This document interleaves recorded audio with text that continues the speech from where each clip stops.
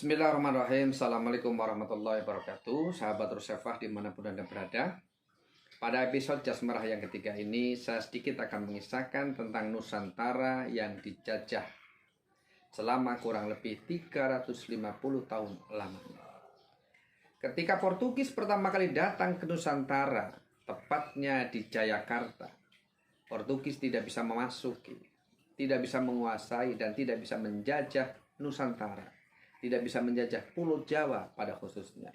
Kenapa mereka gagal? Karena Raja Demak, yaitu Raden Fatah, dengan keberaniannya, dengan ketegasannya, dia mengirimkan bala tentara yang dipimpin langsung oleh putra mahkota Adipati Unus untuk mengusir penjajah. Kemudian pengusiran itu juga dilakukan setelah meninggalnya Pati Unus, maka dipimpin oleh Syarif Hidayatullah atau yang kita kenal dengan Sunan Gunung Jati.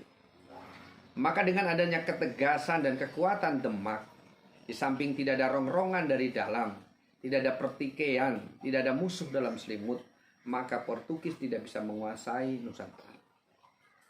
Kegagalan Portugis menguasai Jakarta tidak mengurungkan dirinya untuk menjajah Nusantara. Maka bergeserlah Portugis ke Indonesia bagian timur. Kemudian kenapa Portugis bisa menguasai Indonesia bagian timur, khususnya daerah Maluku atau Ternate dan Tidore?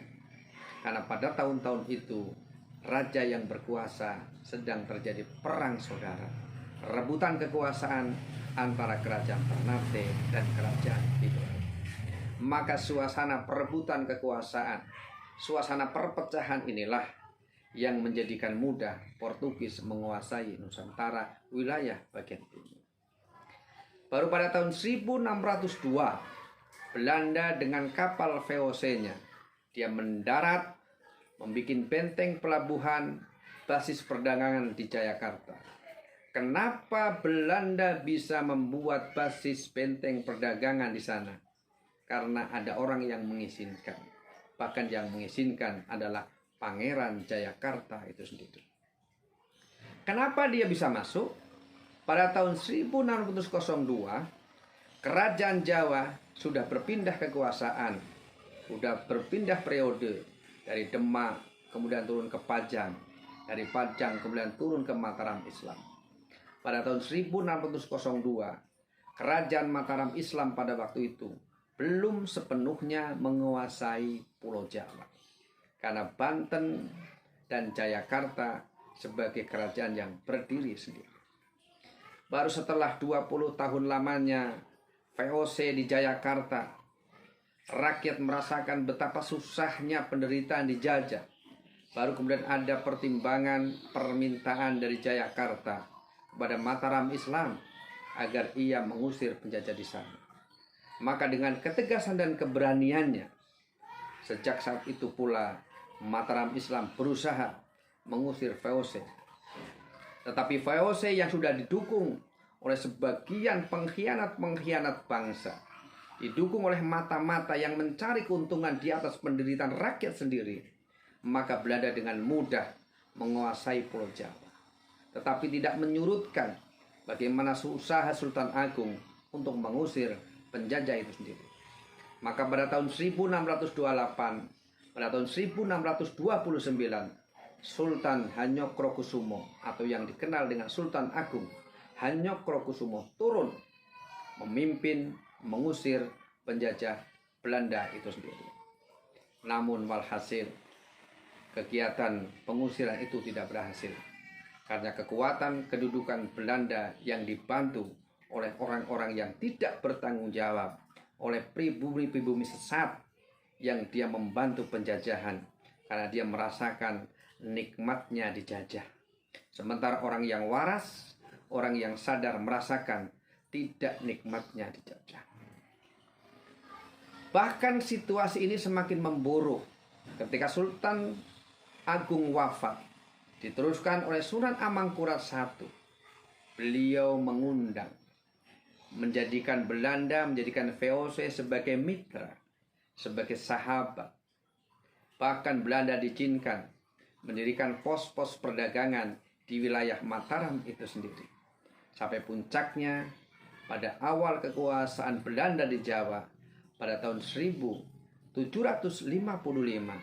Belanda berhasil membuat strategi memecah Pulau Jawa dengan suatu perjanjian, namanya Perjanjian Giyanti.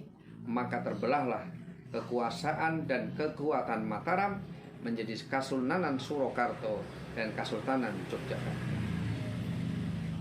Pada tahun 1822, Kasultanan Yogyakarta yang dipimpin oleh Sultan Hamengkubuwono IV, beliau wafat. Kekuasaan berpindah kepada putra mahkotanya, Raden Jarot atau Raden Gadot, yang pada waktu itu baru berusia 3 tahun. Maka kemudian Belanda melalui tipu daya mempengaruhi Patih Danurejo dan Ibu Suri atau Ibu Ratu Agung, kemudian memasukkan peranan kekuasaannya, menggerogoti kekuasaan kesultanan dari dalam. Puncaknya sampai akhirnya meletuslah Perang Jawa atau yang dikenal dengan Perang Diponegoro.